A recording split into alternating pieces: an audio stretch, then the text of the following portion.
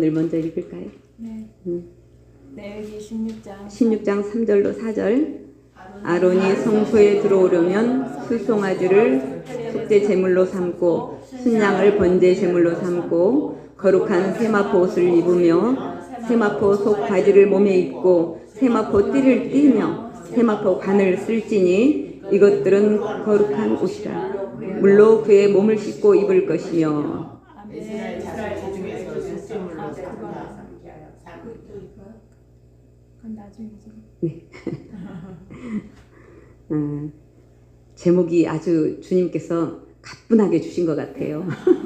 레위기를 저희들이 너무 경직되게 받아들이고 그런 경향이 있었잖아요. 그러니까 주님께서 제목을 먼저 가볍게 주시면서 부담을 좀 덜어주시는 것 같았어요.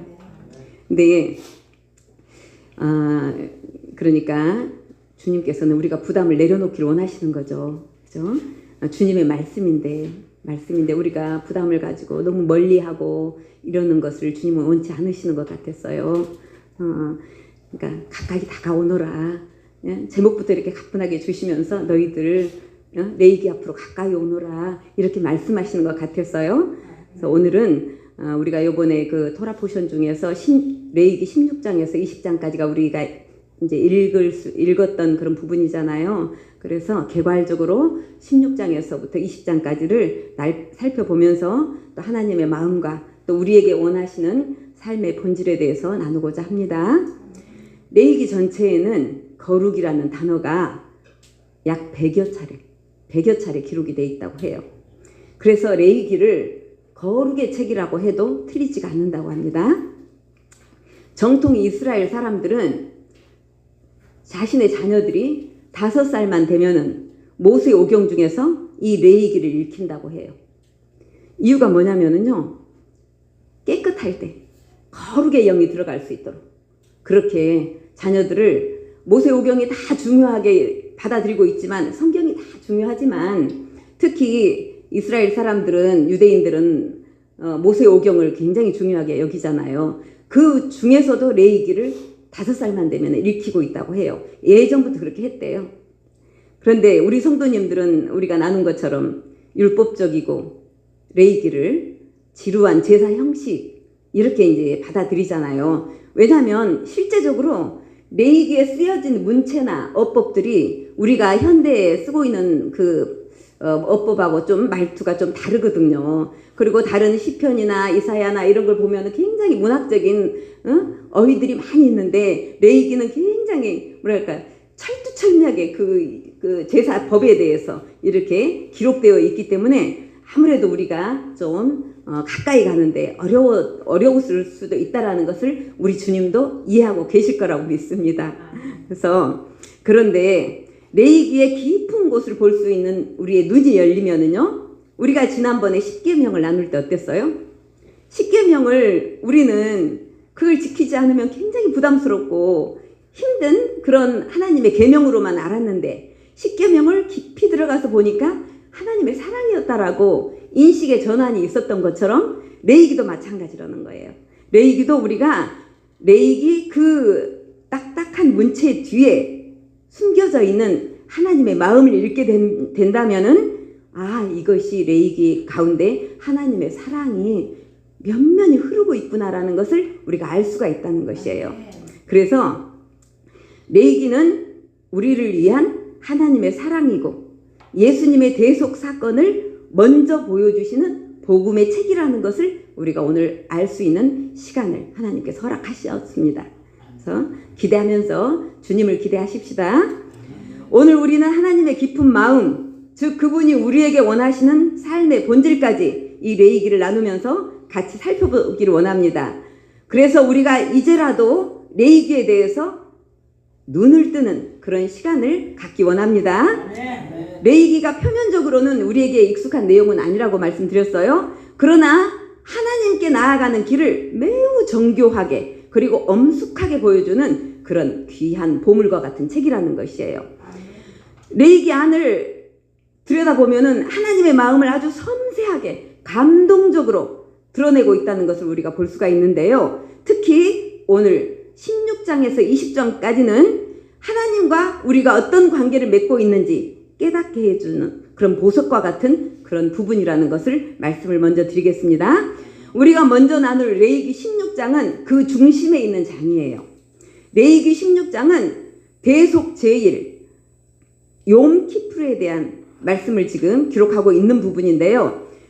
대속제일이라는 것은 무엇이냐면요, 1년에 단 한 번, 1년에 딱 한 번만 대제사장이 지성소에 들어가서 하나님 앞에 이스라엘의 죄를 속죄하던 그런 날이었었어요.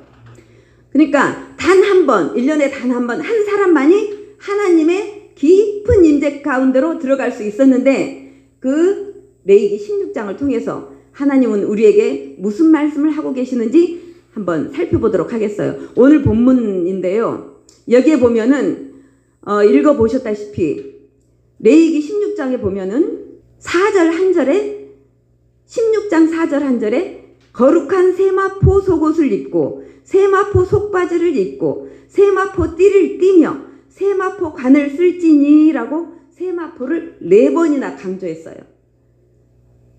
전번에 우리 완희 목사님이 그러시더라고요, 설교 중에.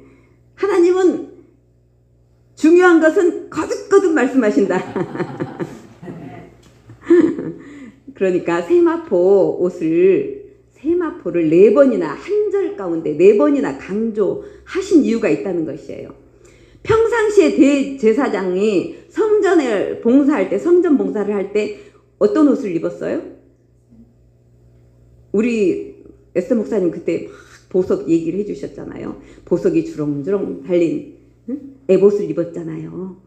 우림각, 둠림, 그리고 그 대제사장 옷은 정말 청색실, 홍색실, 또 한 금방울, 한 석류, 이런 식으로 굉장히 화려한 대제사장 그 옷을 입었었는데, 이날만큼은 그 옷을 다 벗고 하나님께서 말씀하신 게 뭐냐면은 세마포 옷을 입고 세마포 바지를 입고 세마포로 띠를 띠고 세마포 관을 쓰고 그렇게 지성소로 들어와야 된다, 이렇게 이제 말씀을 하신 거예요. 그런데 이날은 흰 세마포 옷을 입어야 했는데 대제사장이 하나님의 은혜로 의로움을 덧입는 것을 의미하고, 또 하나님 앞에서 겸손하고 순결한 자세로 하나님을 맞이하는 것을 의미한다고도 해요. 그리고 이것은 먼 훗날 인류의 속죄를 위해서 대제사장으로 이 땅에 오신 예수님께서 하늘의 영광스러운 형체를 벗어버리시고 사람의 형체를 입으시고 한 점 흠이 없이 하나님 앞에 자신을 드리는 그런 것을 예표하는 것과 같다라고 이렇게 우리가 볼 수가 있다는 거예요. 그러면 이 사건을 지금 우리 삶 가운데서는 어떻게 적용을 할 수 있는지 같이 나눠보도록 하겠습니다. 하나님의 성소에 나가기 위해서는 제물이 필요하다고 했잖아요. 제물이 필요한데, 지금 우리 죄를 위해서 제물로 바쳐지신 우리에게는 예수님이 계시잖아요. 예수님이라는 제물이 우리한테, 예수님 자신이 하나님의 하늘의 하나님이신데 영광스러운 모든 것을 내려놓고 우리의 죄를 위하여서 제물이 되기 위하여서 내려오셨는데, 이것은 우리가 예수님 이후로부터 복음 중에 복음, 핵심 중에 핵심, 복음의 핵심인데, 그런데 제물은 받으셨지만 정작 나 자신이 하나님께서 예수님을 우리의 죄를 대속하기 위해서 받으셨지만 정작 내 자신의 모습도 정결해져야 된다라는 것을 이 세마포로 만든 옷과 속바지와 띠와 관으로 우리 하나님은 말씀하고 계신다는 거예요. 그러니까 하나님의 성소에 우리가 정결하지 않으면 결코 나갈 수가 없다는 것을 지금 이렇게 세마포를 계속 강조하셨다는 것으로 우리는 받아들일 수가 있다는 것입니다. 그리고 세마포를 입되 어떻게 입으라고 했어요? 물로 씻은 후에 입으라고 또 말씀하셨어요. 이 부분을 요한복음 4장 14절로 우리가 나눠보기 원합니다. 제가 읽어드릴게요. 이 물로 씻으라는 것을 어떤 의미냐면요. 우리 예수님께서 사마리아 성에서 우물가에서 여인을 만나잖아요. 여인을 만나는데 그 여인이 삶이 어땠어요? 굉장히 곤고하잖아요. 남편이 5 있었는데 지금 현재 있는 남편도 너의 참 신랑이 아니다. 우리 예수님은 그러시잖아요. 응? 그러는데 그게 뭐냐면은 그것도 잠깐 나눌게요. 남편이 뭐예요? 여자에게는 힘이에요. 힘. 기대는 힘. 그죠? 기대는 힘인데 기대는 힘이 5이나 있었고 6째 되지만 그것도 너에게는 기댈 수 있는 힘이 안 된다.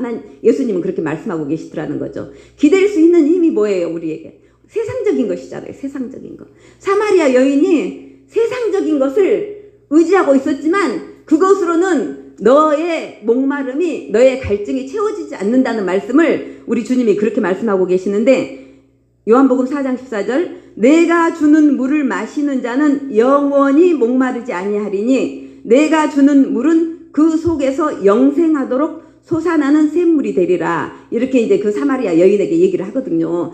네가 의지하고 있는 남편, 세상 그것이 너를 만족시킬 수 없지만 내가 주는 이 물이 이 생명수가 너를 목마르지 않게 할 것이야. 이렇게 말씀하시는 거잖아요. 그러니까 예수님께서 주시는 물은 그러니까 단순한 물이 아니었던 것이죠. 단순한 물이 아니라 성령과 말씀의 생명력을 상징하고 있었다는 거예요. 그러니까 물로 씻은 후에 세마포를 입으라는 말씀은 우리가 말씀과 또 성령으로 거듭난 다음에 세마포를 입으라는 것이에요. 그러면 또 세마포는 무엇을 의미할까요? 계시록 19장 8절에 보니까 이렇게 되어 있어요. 그에게 빛나고 깨끗한 세마포 옷을 입도록 허락하셨으니 이 세마포 옷은 성도들의 옳은 행실이로다. 이렇게 기록이 되어 있어요. 구약 당시 세마포 옷은 대제사장이 대속제일에 입는 겸손한 옷이기도 하지만 상징적으로는 성도들의 옳은 행실을 나타내고 있다는 그런 말씀이에요. 그래서 한 절에 세마포를 4번씩이나 연거푸 강조하신 말씀의 이유가 있는데 성령과 말씀으로 거듭난 성도는 삶 속에서 반드시 그것들이 나타나야 된다는 것을 말씀하고 계신다는 거예요. 여기에서 옳은 행동을 하는데 이 방면에서는 옳은 행동을 하지만 이쪽에서는 좀 안 돼. 이런 경우가 있잖아요. 그런데 그것도 조차도 되지 않는다는 거예요. 온전히 모든 다방면에서 전인격적으로 너희는 온전한 행실을 하여라 라는 의미로 세마포를 이렇게 하나님은 강조하고 계셨다라는 것이죠. 그리고 하나님께서는 아론에게 말씀하세요. 대제사장 아론에게 말씀하시는데 아무 때나 지성소에 들어오지 말라 그렇게 하시면서 정해진 길을 제시해 주셨잖아요. 제물을 가지고 세마포 옷을 입고 지성소에 들어오는 방법을 제시해 주셨는데 지금 우리에게도 정해 주신 길이 있다는 거예요. 지성소로 들어가서 하나님을 만나는 그 길을 정해 주셨다는 거예요.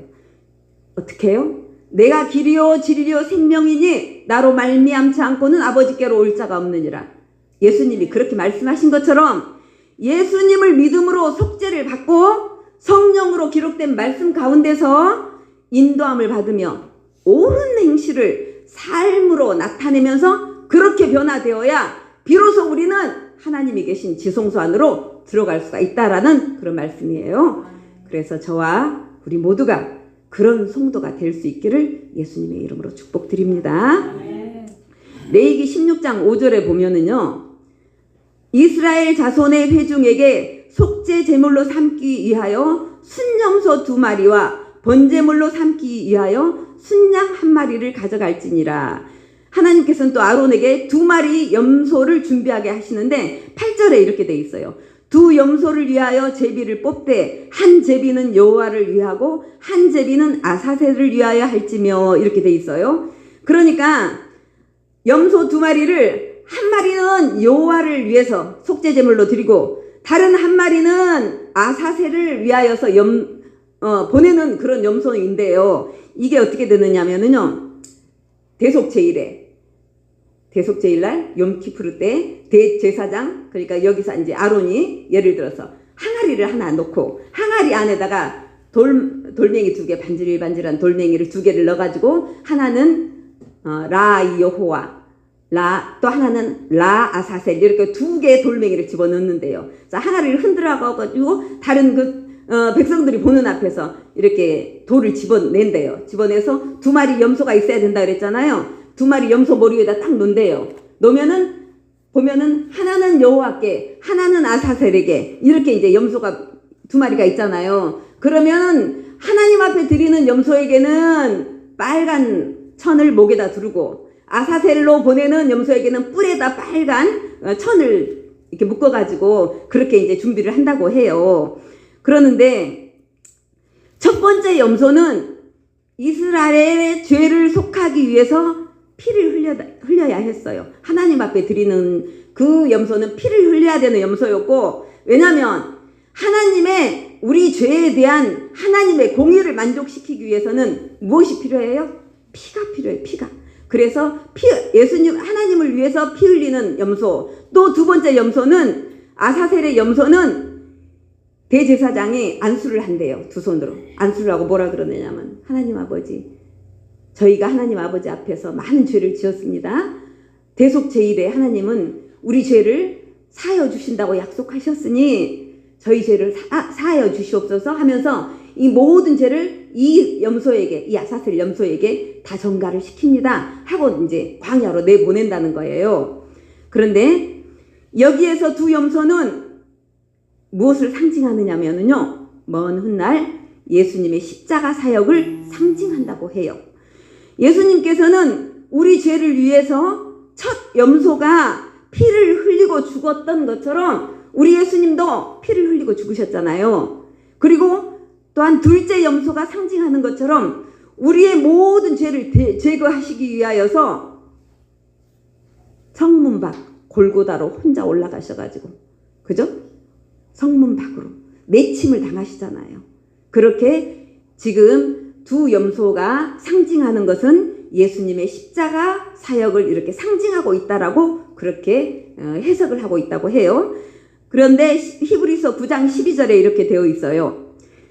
염소와 송아지의 피로 아니하고 오직 자기의 피로 영원한 속죄를 이루사 단번에 성소에 들어가셨느니라. 우리 예수님께서 그러셨다는 거죠. 이제는 더 이상 하나님 앞에 짐승을 죽이는 것이 아니라 예수님께서 한 번 죽으심으로 모든 제사가 끝났다는 것이에요. 단번에 우리 죄를 다 속하셨다라는 이런 말씀이에요. 우리 죄는 그래서 십자가에서 단번에 해결이 되었고, 저와 여러분은 죄를 사함을 받아서 하나님의 백성다운 모습으로 살아가야 되는 책임을 주셨다는 거예요.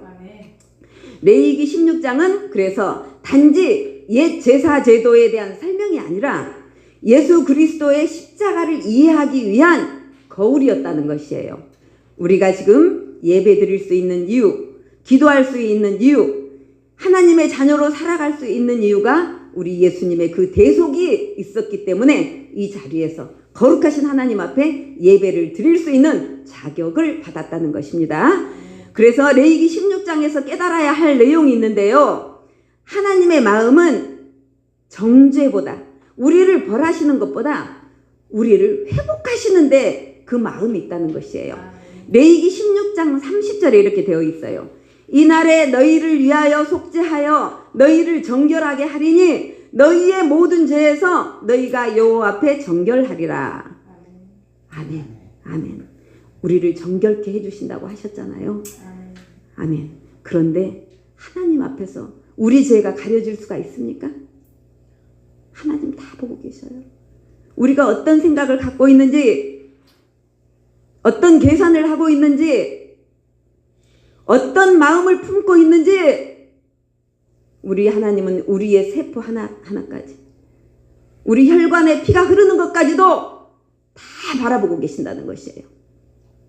그래서 우리가 더 이상 죄 가운데 머물며 두려워서 지성소 안으로 들어가지도 못하고 밖에서 서성이는 그런 존재가 아니라 예수님을 힘입어서 하나님의 보좌 앞에 담대히 나갈 수 있는 정결한 그런 저와 여러분이 되시기를 예수님의 이름으로 축복합니다.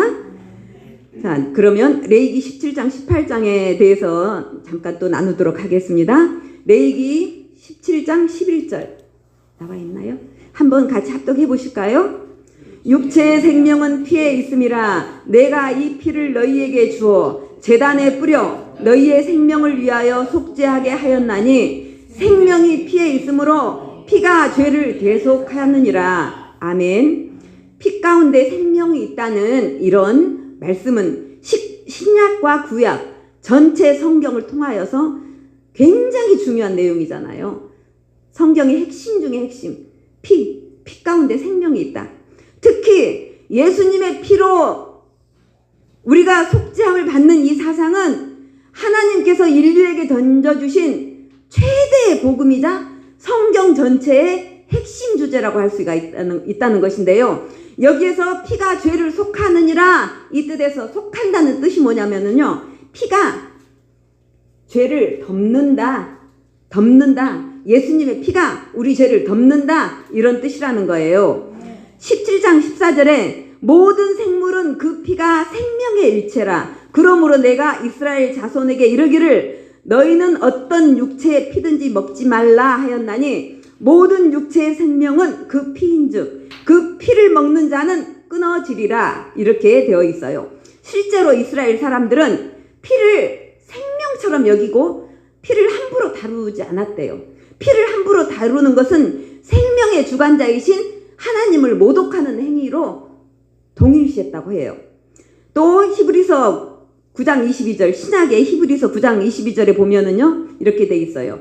율법에 따라 모든 물건이 피로써 정결하게 되나니 피 흘림이 없은즉 사함이 없느니라. 이렇게 돼 있어요. 피는 구약이나 신약이나 속죄의 유일한 수단으로 하나님은 말씀하고 계신다는 거예요. 피가 없으면 우리가 속죄되지 못한다는 것이죠. 그래서 하나님께서는 구약 때부터 피가 중요하다 계속 말씀하고 계시잖아요. 피가 중요하다 강조하시고 이 백성들이 피가 중요하다는 것을 깨우치게 했던 이유가 무엇이었는지 이거는 이제 뭐 신학적인 것은 아니고 말씀을 준비하다 보니까 이런 마음이 들었어요. 하나님께서 언젠가는 예수님께서 십자가에서 죽으실 것을 하나님은 알고 계시잖아요. 거기서 피를 흘리실 것을 아시잖아요. 그래서 예수님의 그 피가 얼마나 고귀한지를 인식할 수 있도록 저 몇천 년 전에 구약 때부터 피가 중요하다. 하나님은 백성들에게 피의 소중함에 대해서 고귀함에 대해서 인식을 시켜 놓으셨다라는 것을 깨우치게 된 요번에 그 말씀 준비하면서 그런 내용이었었어요. 우리가 그래서 예배 때마다 보혈 찬송을 너무나 많이 기쁜 마음으로 하나님 앞에 드리잖아요. 그래서 저희가 드리는 이 보혈 찬송 하나님께서 너무나 기쁘게 받으시는 찬송이라는 것을 우리가 아시면 좋겠다는 그런 마음이 들었어요. 그래서 이 시간에도 예수님의 보혈을 우리는 뿌리고 바르고 먹습니다. 할렐루야. 제가 아까 우리 에스더 목사님 설교 앞에서 찬양 인도하시는데 야 천사가 하나님 심부름 가가지고 성령 충만교회 어떻게 예배 잘 드리나 보고 와라 갔는데 천사가 깜짝 놀랐을 것 같아요. 하늘에서 내려오는데 저 정도 소리면 한 10,000명 될까? 이러고 그 생각이 제가 들어서 이거 설교하면서 좀 나눠볼까 했는데 나누게 하시네요 또. 천사가 딱 내려오면서 그래 성령 충만교회 예배 잘 드리나 한번 봐라 그랬는데 하늘을 뚫고 내려왔더니 어디서 엄청나게 큰 소리로 찬양을 하는 거예요. 저 정도 규모면 한 10,000명? 우리 하나님은 저희 교회를 그렇게 보고 계십니다. 할렐루야. 주님 영광 받으시옵소서. 그래서 그런 의미로 18장은 넘어가도록 하겠습니다. 근데 여러분 지난번에도 우리 에스더 목사님 우리는 하나님의 백성이다 그렇게 말씀하셨잖아요. 근데 백성과 국민의 차이에 대해서 혹시 생각해 보신 적 있으세요? 목사님들은 다 아실 것이니까 가만히 계시고. 백성은 내가 다스리는 백성이고 네. 아니 국민은 평등한 거. 역시 우리 삼정 충만계 권사님.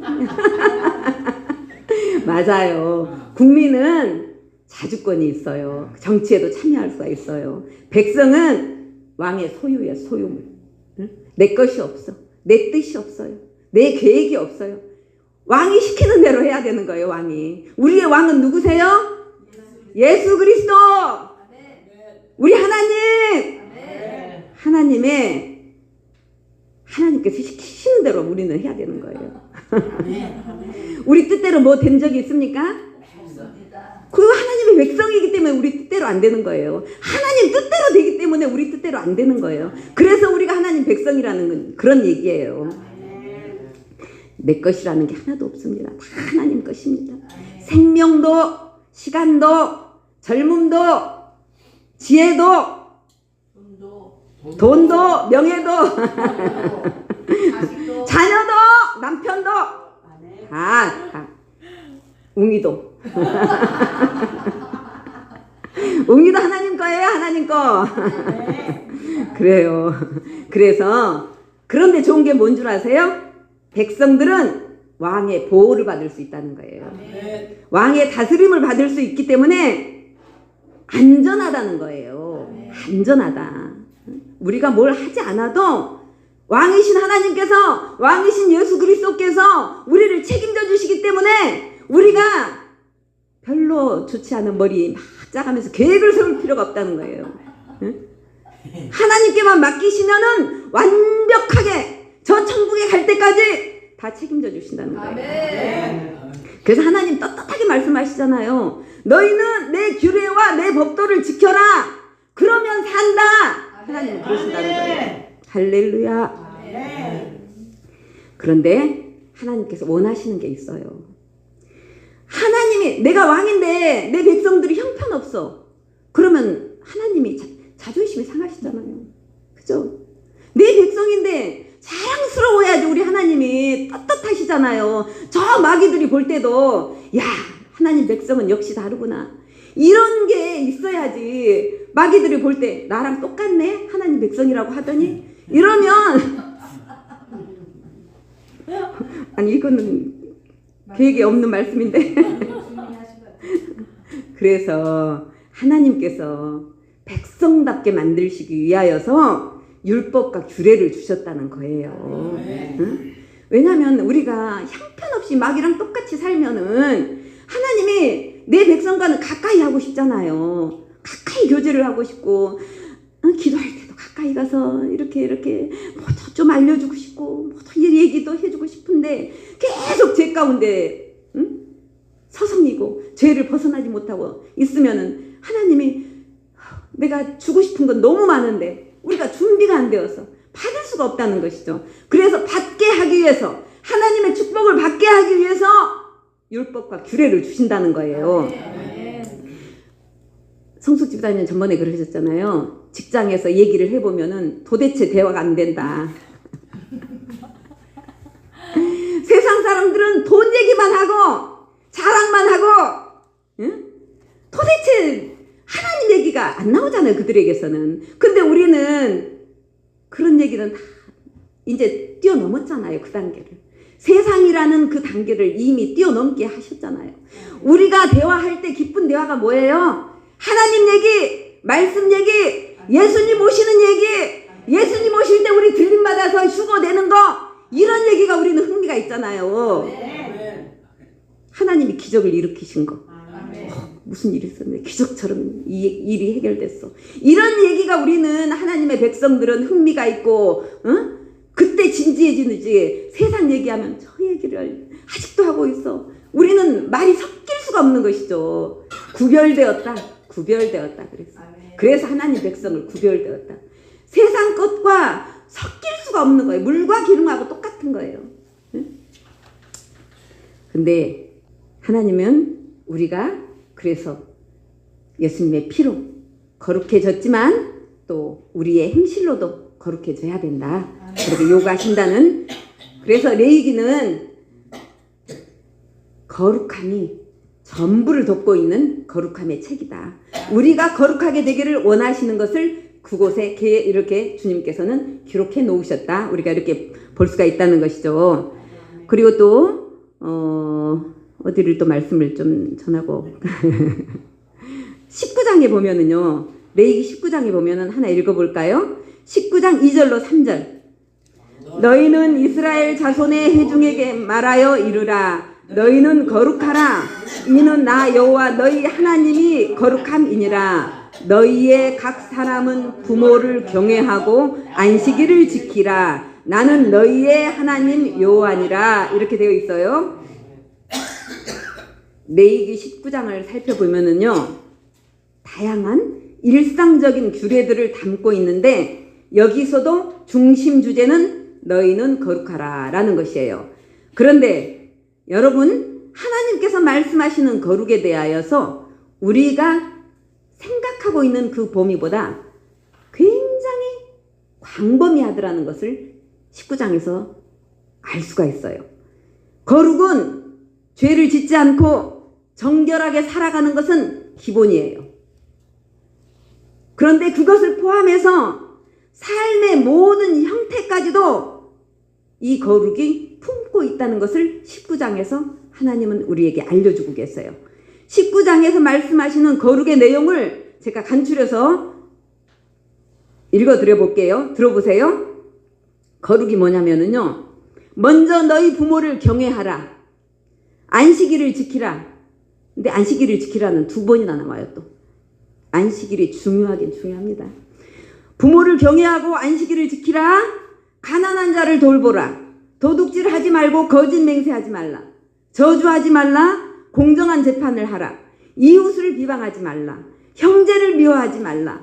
원수를 갚지 말며 이웃을 자신처럼 사랑하라. 핏째 먹지 말라. 점치지 말고 술법을 행하지 말라. 마수 같은 거 하지 말라는 얘기예요. 죽은 자 때문에 문신하지 말라. 하나님 계신 성소를 귀하게 여겨라. 딸이 음행하게 하지 말라. 신접한 자와 박수무당을 추종하지 말라. 머리가 흰 노인을 공경하라. 거류민이 뭐냐면요. 이방인을, 다른 나라 사람들이 이 땅에 와서 사는 것을 거류민이라고 하거든요. 거류민을 사랑하고 공평한 저울을 사용하라. 등등 이렇게 되어 있어요. 들어보시니까 어때요? 거룩이라는 것이 그냥 우리가 생각했던 그냥 홀리 이게 아니라는 거예요. 응?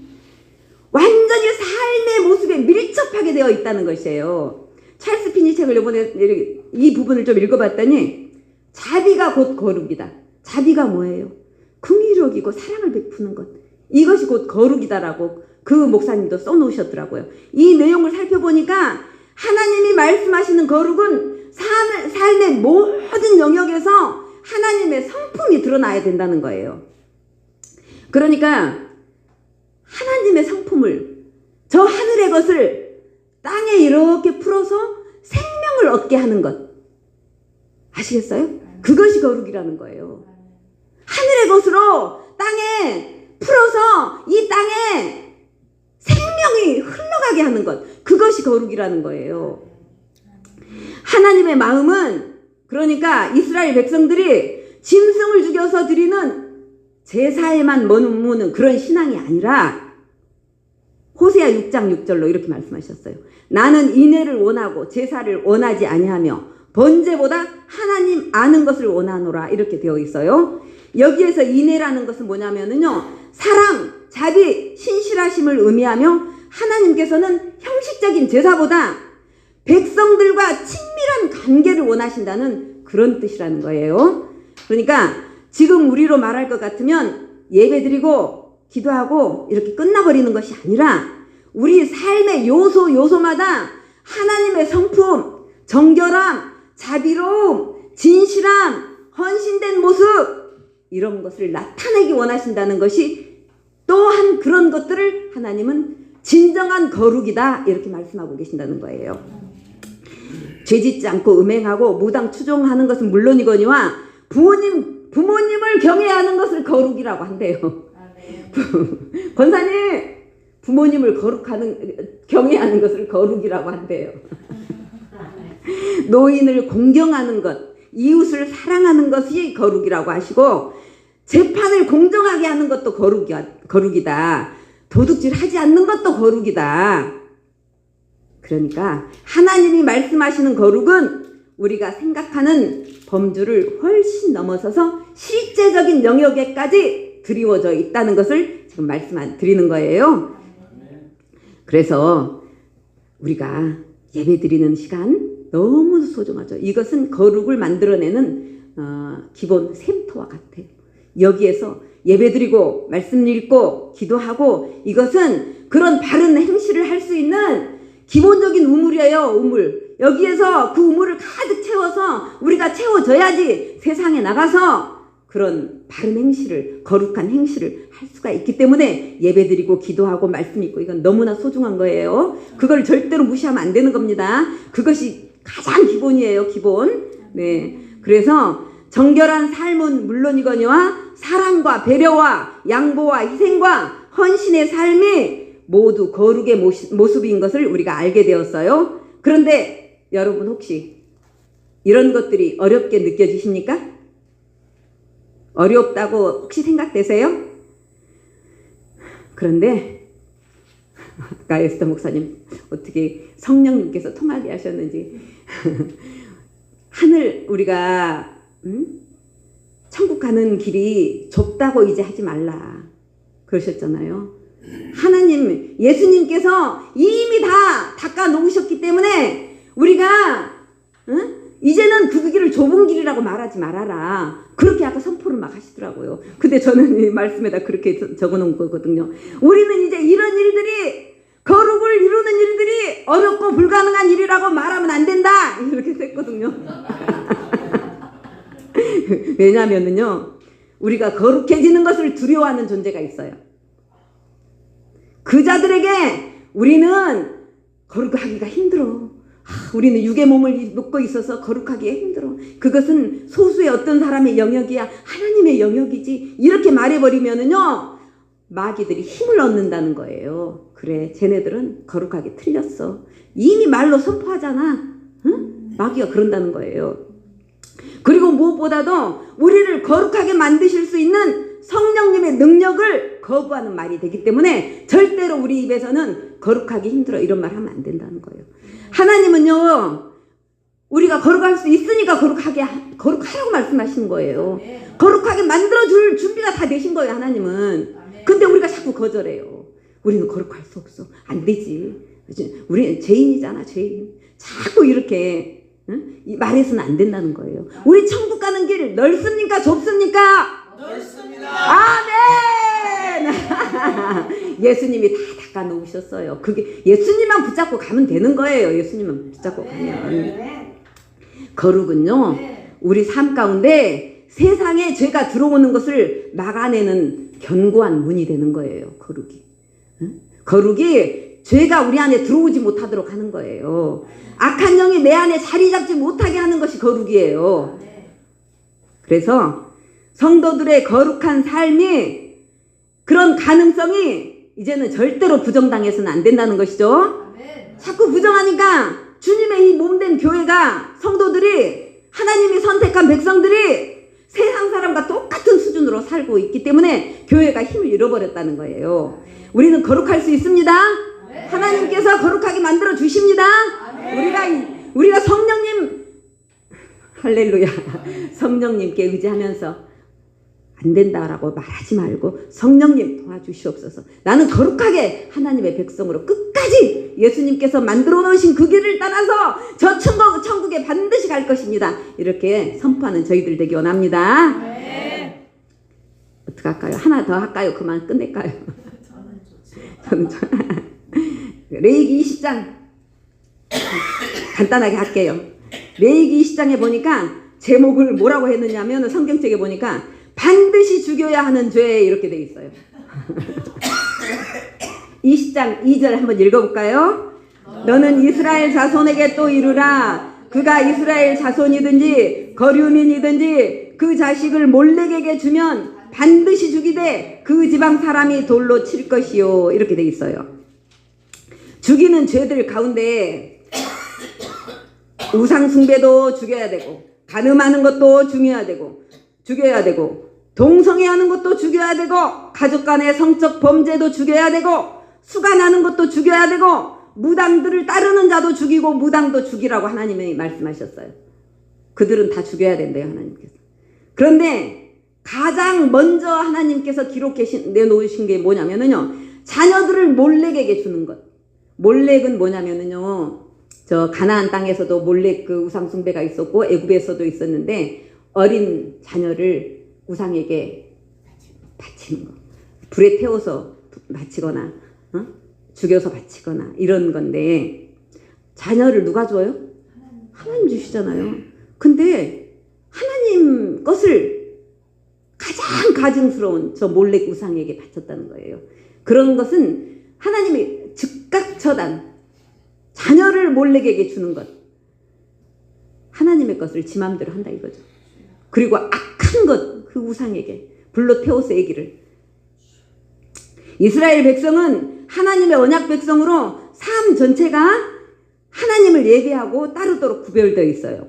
그래서 그들의 삶의 모습은 하나님의 명예와 하나님의 평판과 이름과 다 연결이 되어 있다는 것이죠. 말씀드렸다시피 백성들이 잘하면 하나님이 기쁘고 칭찬, 다른 마귀들도 그래 하나님 백성 다르구나 이렇게 평판이 나갈 수가 있지만, 하나님의 백성이 하나님 백성다운 삶을 살지 못하면 조롱거리가 된다는 것이죠. 하나님의 이름마저도 그 성우가 욕되게 된다라고, 나의 이름이 욕되게 된다, 하나님 그렇게 말씀하시잖아요.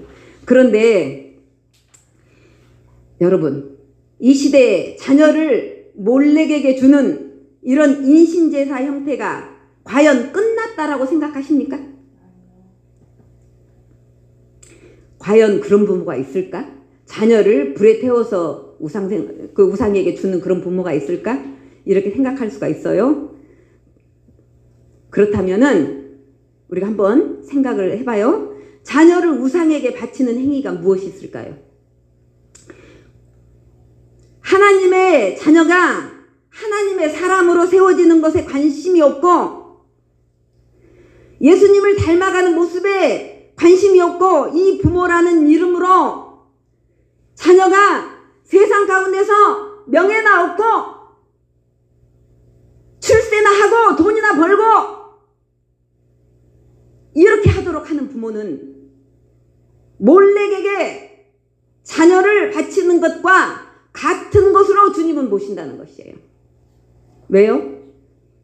이 자녀가 죽게 되면 어떻게 돼요? 그대로 살다가, 세상 가운데서 그대로 살다가 죽게 되면 어디 가요? 불지옥으로 갑니다. 불지옥으로. 영원히 꺼지지 않는 불지옥 가운데로 그 자녀가 떨어진다는 거예요.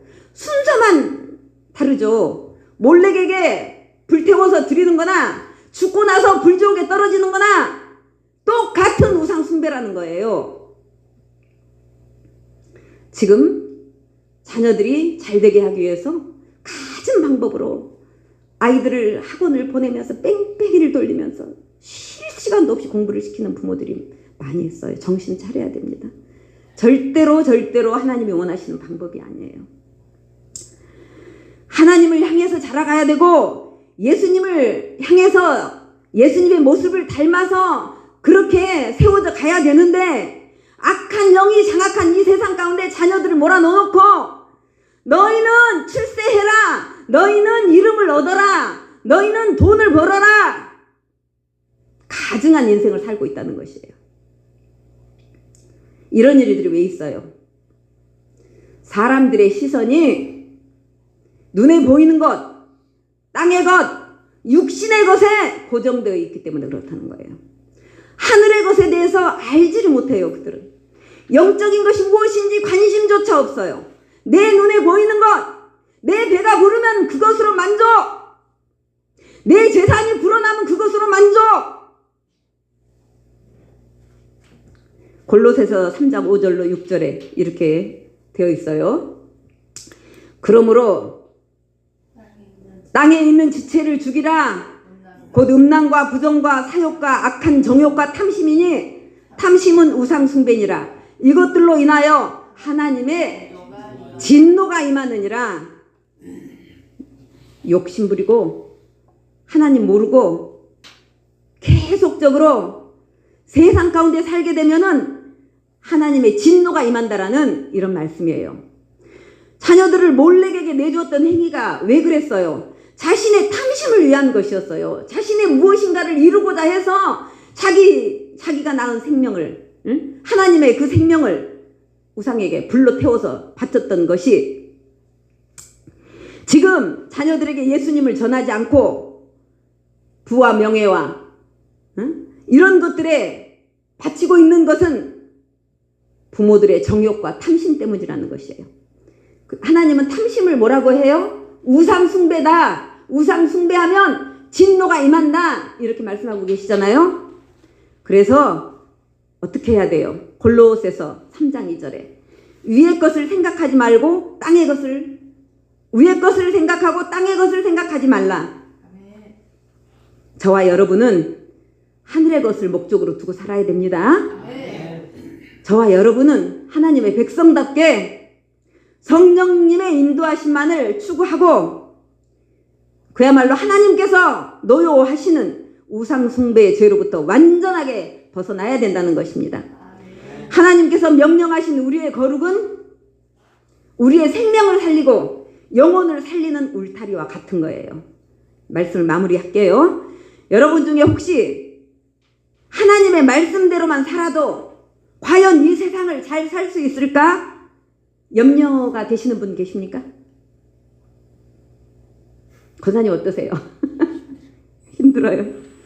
염려되시지 않기를, 염려하지 않으시기를 예수님의 이름으로 권면드립니다. 왜냐면은요, 이사야 1장 19절로 20절 말씀에 이렇게 되어 있어요. 제가 읽어드릴게요.